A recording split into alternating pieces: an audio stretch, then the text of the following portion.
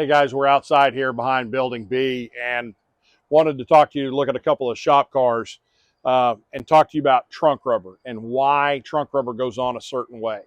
Now, obviously 57, 55 and 6 does this same thing, and even on up into late 50s, early 60s, they did this, and then we're trying to remember, we can't remember if it's 61 and 4 or if it was on 65s where they went to trunk rubber.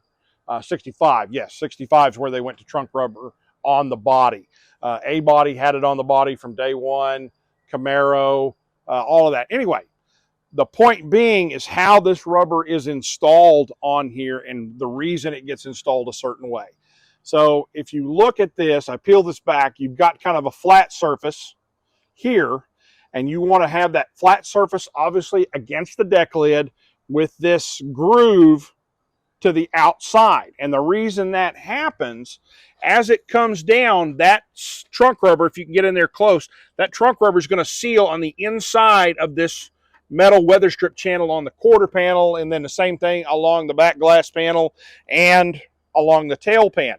What happens is that water runs in, hits this rubber, and that forces it down into that channel and then out the bottom, and then it drains out here underneath the bumper. If you have that rubber reversed, and you can do it, it can be put on there incorrectly.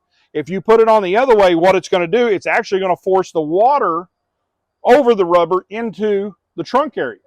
So every time you wash it, every time it rains, whatever, trunk's going to fill full of water. Now, if you move in here on this 66 Impala shop car we have, obviously, this is when we went to putting rubber on the body. However, we still have this same groove. But now the groove is in the rubber and we're not necessarily using the channel to deflect water.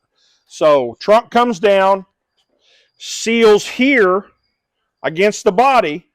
As rain comes in off the back, whether it's back glass again or off the quarter panel, it hits this channel, and this groove then forces the water out the back, down over the tail light, behind the bumper, or out, depending on how much water we're talking about. But again, if you don't put it on correctly, it's going to fill. And you think, well, you can't put it on wrong. You can. It's happened.